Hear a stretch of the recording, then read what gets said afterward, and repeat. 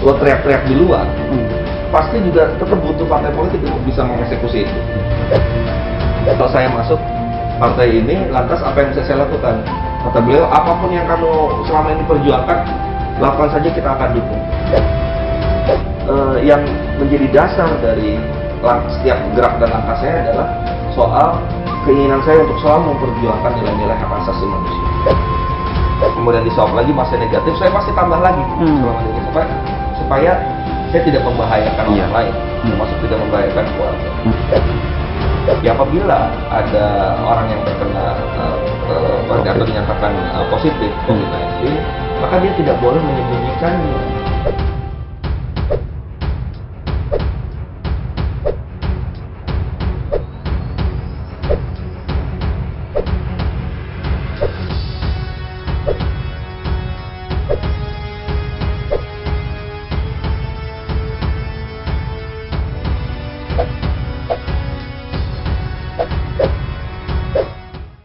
Assalamualaikum warahmatullahi wabarakatuh. Tapi pun. Ya pun. Jumpa lagi bersama saya Wira Hadi Kusuma dalam program Wira Corner. Saat ini di studio Rilis TV sudah kedatangan tamu yang memang orangnya sudah cukup terkenal di Provinsi Lampung. Beliau adalah sosok politikus yang juga tadinya advokat dan juga beliau juga akademisi. Saat ini beliau menjabat sebagai ketua DPP Partai Nasdem dan juga ketua DPW Nasdem Lampung. Dan beliau juga diamanahkan oleh rakyat Lampung untuk duduk di parlemen, di DPR dan MPR sebagai anggota Komisi 3 DPR RI dan anggota MPR RI di Jakarta. Nah, namanya kalau melihat wajahnya sudah tak asing, meskipun pakai masker juga. Saya yakin masyarakat Lampung tak asing. Namanya Bang Taufik Basari, akrab disapa Bang Tobas. Saya pun sering juga menyapa beliau adalah Bang Tobas. Selamat datang Bang di studio Rilis TV. Ya, terima kasih Bang Wira. Ya, terima kasih sudah menyempatkan waktunya di tengah-tengah kesibukannya sebagai anggota parlemen di pusat dan datang ke Lampung dan menyempatkan diri datang ke studio Rilis TV, sehingga saya juga sangat bangga bisa mewawancarai Abang di program Wira Corner ini. Tentunya Bang, ada beberapa yang memang menjadi pertanyaan saya nantinya, selain juga mengenal lebih dalam sosoknya Bang Tobas, saya juga akan juga menanyakan mengenai perihal yang masih dalam diskursus masyarakat Indonesia saat ini, yang juga Lampung juga ikut banyak menolak kemarin. Dan tepat sekali Abang adalah anggota Badan Legislasi saya di DPR RI mengenai Undang-Undang Cipta Kerja atau yang dikenal Omnibus Law. Nah, sebelum ke Omnibus Law dan tentunya juga Pilkada nih Bang, Pilkada Lampung, karena Anda kan ketua DPW Nasdem Lampung dan Nasdem juga memberikan rekomendasi kepada para kandidat yang bertarung di 8 kabupaten daerah. Nah, saya ingin juga mengenal lebih jauh sosok Abang. Saya baca literasi, baca tentang Abang, terutama di Wikipedia, bahwa Abang adalah seorang advokat pendiri lembaga bantuan hukum. Nah, Abang juga lulusan luar negeri, Northwestern Chicago, bergelarnya juga LLM ya. Juga agak bingung apa ini LLM ini, saya baca. Dan kenapa sih Bang motivasi Abang juga, kan Abang banyak di Jakarta saya lihat ininya, tapi Abang memilih Lampung untuk sebagai melamar menjadi DPR RI itu dari Lampung 1. Nah, kenapa sih Abang dari advokat banting setir ke politik gitu? Sementara Abang memang sudah cukup sukses di advokat. Saya juga dapat kabar Abang adalah advokat spesialis konstitusi di MK, sering bertarung untuk di Mahkamah Konstitusi. Nah, bagaimana Abang, coba bisa dijelaskan nggak sih Bang alasan motivasi Abang ke dunia politik? Jadi cerita berawal dari mahasiswa justru. Ketika saya mahasiswa itu, saya aktif di gerakan mahasiswa, termasuk dalam gerakan mahasiswa tahun 98. Ya, di situ juga membuka cakrawala saya bahwa ya demokrasi itu harus kita perjuangkan. Ya, kemudian kenyataan ketika ada kekuasaan yang represi, maka dia akan menindas hak-hak rakyat. Jadi kesadaran itu sudah muncul ketika di mahasiswa. Nah, selepas dari mahasiswa, ketika lulus kuliah, kemudian saya bergabung di LBH Jakarta, Lembaga Bantuan Hukum Jakarta, ya, menjadi advokat publik di situ, melakukan kerja-kerja advokasi, membela buruh, membela petani, nelayan, masyarakat adat dan sebagainya. Dan saya pun juga banyak belajar di situ, ya, termasuk juga punya kesempatan untuk belajar dengan orang-orang yang menurut saya sangat luar biasa secara langsung, ya, Cak Munir, Mas Bambang Wijoyanto, Bang Buyung. Itu saya belajar langsung dari mereka. Nah, sampai akhirnya menjadi Direktur Bantuan Hukum YLBHI, Yayasan Lembaga Bantuan Hukum Indonesia, yang membawahi advokasi di 14 kantor seluruh Indonesia. Dan selepas dari situ kemudian saya mendirikan suatu LBH yang namanya LBH Masyarakat, yang secara khusus memberikan pemberdayaan bagi masyarakat, penyuluhan dan sebagainya. Oke. Nah, setelah itu saya juga buka kantor, kemudian menjadi advokat. Tapi memang spesialisasi saya benar itu konstitusi, karena begini, ada dua hal.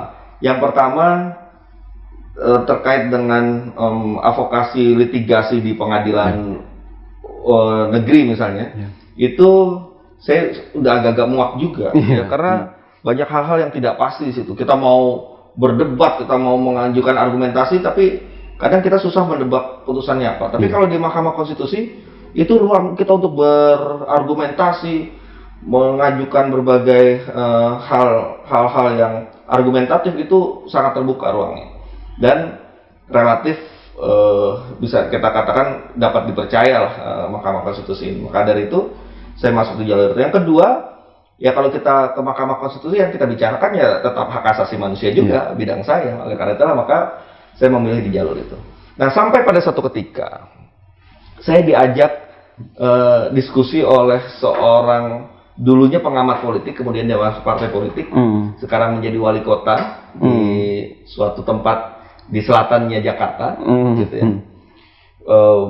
Karena latar belakang beliau juga aktivis, gitu ya. Dia mengajak diskusi saya dengan mengatakan bahwa partai politik itu oleh sistem kekeluargaan kita diberikan privilege, keutamaan. Jadi berbagai hal itu akan berkenaan dengan partai politik ketika kita ingin memutuskan suatu kebijakan apapun, itu larinya juga partai politik. Terus dia bilang, partai ini butuh orang-orang kayak lo, dia bilang begitu. Toh juga kalau lo teriak-teriak di luar, pasti juga tetap butuh partai politik untuk bisa mengeksekusi itu. Wah, dia contohkan berbagai macam, terus saya pikir benar juga ya. Pada saat itu kemudian membuat saya, ini apakah jangan-jangan saatnya masuk partai politik? Nah, di tengah kegalauan itu, ya, 2 minggu kemudian saya ditelepon oleh Pak Surya Paloh. Kemudian diminta untuk masuk ke Partai Nasdem. Saat itu pun juga saya tidak langsung menjawab. Saya minta waktu untuk berpikir. Saya bilang. Waktu itu saya tanya juga, kalau saya masuk partai ini, lantas apa yang bisa saya lakukan? Kata beliau, apapun yang kamu selama ini perjuangkan, lakukan saja, kita akan dukung. Oke, saya minta waktu dulu, saya langsung telepon namanya Mas Burhanuddin Muhtadi, seorang pengamat politik. Saya minta masukan dari beliau, ini ada tawaran dari si A, ada tawaran dari Pak Surya Paloh, ini bagaimana? Dia kemudian diskusi dengan saya, dan rekomendasi beliau adalah sudah terima, karena disitulah memang kita butuh orang-orang yang bisa memberikan warna dalam dunia politik. Oke, akhirnya saya terima. Dan benar, saya banyak diberikan ruang untuk juga melanjutkan apa yang selama ini saya perjuangkan. Nah, kemudian di tahun 2019 ini, kemarin ya, saya maju sebagai calon anggota DPR dari Dapil Lampung. Berdasarkan dari hasil kajian kita, memang peluangnya cukup besar, ya. Dan kemudian saya juga mendapatkan dukungan penuh dari partai. Dan alhamdulillah sekarang duduk menjadi anggota dewan.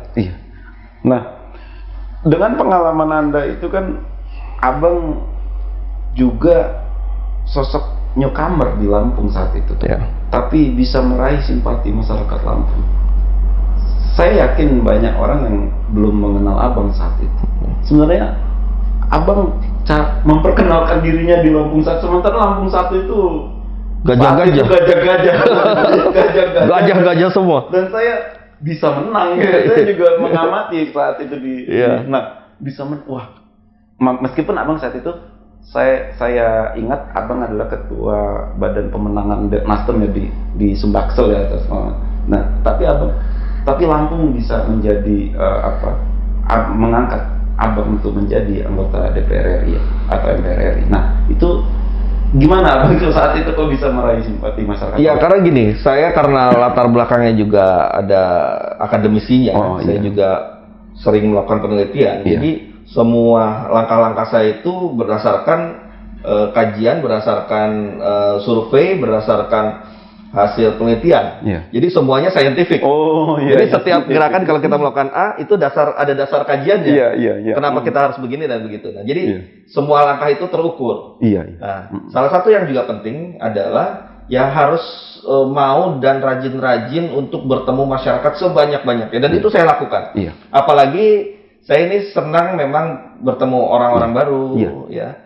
Bahkan pergi sampai ke pelosok-pelosok. Nah, kemarin itu waktu tahun 2019 itu berbagai tempat yang paling jauh pun paling pelosok itu saya datangi. Karena saya berpikir banyak tempat-tempat yang mungkin tidak didatangi oleh caleg-caleg lain. Ya karena masalah geografis, masalah medan yang berat dan sebagainya. Nah, itu saya malah masuk ke tempat-tempat yang seperti itu. Dan alhamdulillah sambutannya juga luar biasa. Dan yang paling penting kan kita harus ramah. Ya, kita harus dengarkan masyarakat, ya jangan sombong. Ya, karena saya memang selama ini bergaul dengan berbagai masyarakat, termasuk masyarakat di berbagai kelas.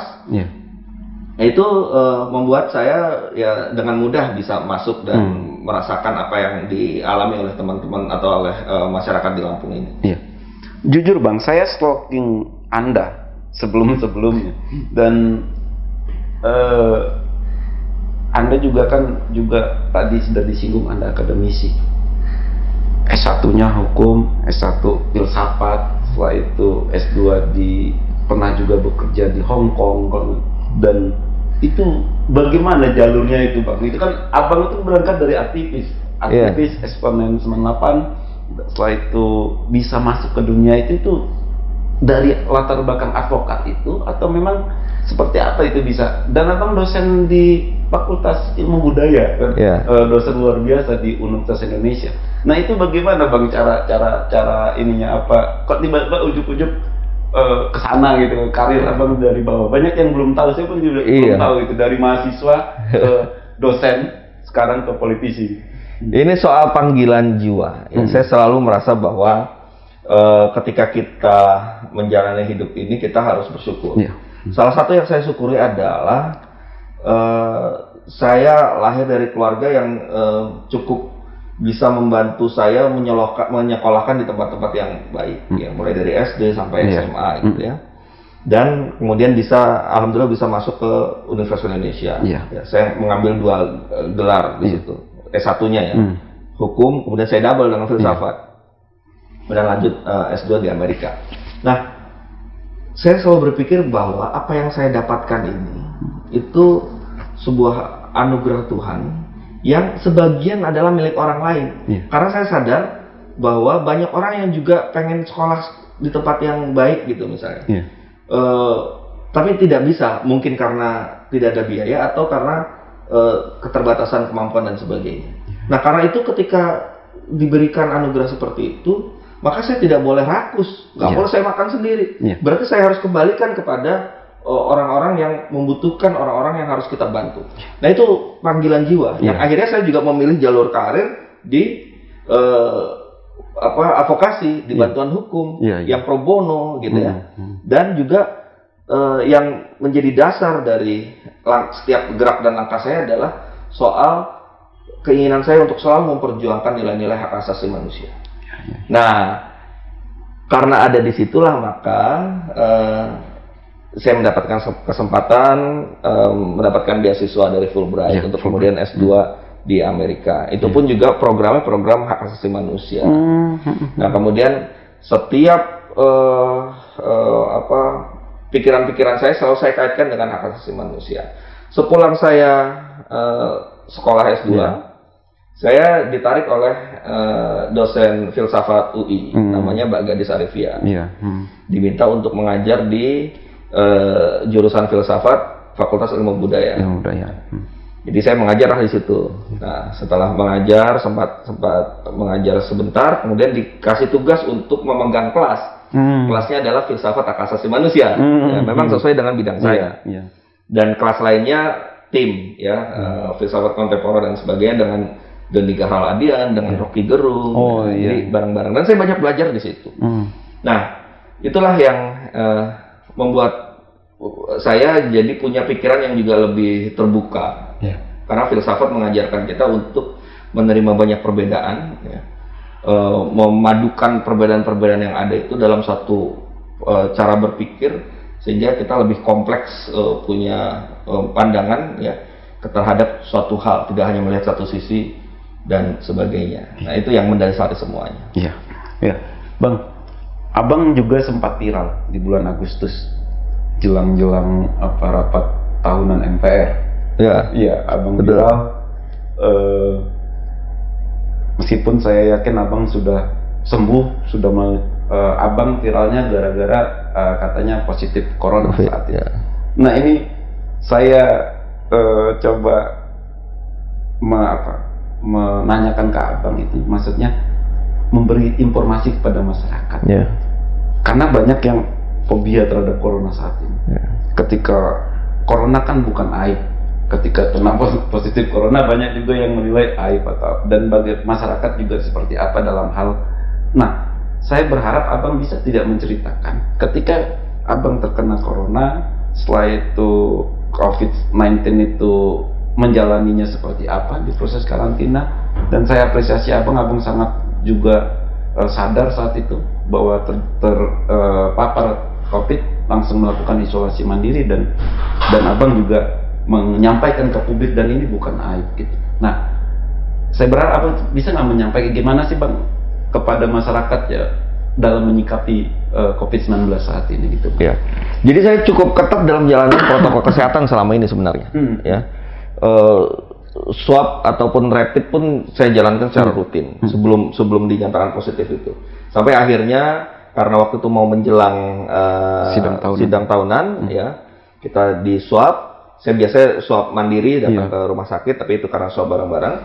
Kemudian itu tanggal 11 tuh, tanggal 12-nya di tengah-tengah saya sedang rapat balik, itu diinfokan bahwa saya positif. Cukup kaget. Aduh, kok bisa? Kayaknya saya udah cukup jaga ya. Cukup cukup down juga sebenarnya dan bingung. Saya harus bagaimana? Nah, tapi terus saya pikir, enggak, ini apapun saya harus memberikan contoh yang baik. Karena itu setelah saya beritahukan pada keluarga, saya beritahukan pada teman-teman, karena pengumumannya pada saat rapat kan. Jadi semua orang itu harus tahu supaya mereka juga bisa mengantisipasi. Nah, kemudian besoknya saya ke rumah sakit, foto toraks bagus, kemudian saya tes ulang lagi, saya tunggu besoknya lagi, lusanya, kemudian alhamdulillah negatif. Tapi tetap saya pun nggak berani mengambil resiko. Meskipun 2 hari kemudian saya dinyatakan sudah negatif, saya tetap mengambil inisiatif untuk tetap menjalani isolasi mandiri, karena siapa tahu ternyata masih ada dan sebagainya, itu harus saya jaga. Karena itulah maka saya isolasi mandiri 5 hari, kemudian di swab lagi masih negatif, saya pasti tambah lagi selama mandiri supaya saya tidak membahayakan orang lain, termasuk tidak membahayakan keluarga. Dan juga saya mengirimkan pesan bahwa apabila ada orang yang terkena atau dinyatakan positif COVID-19, maka dia tidak boleh menyembunyikannya.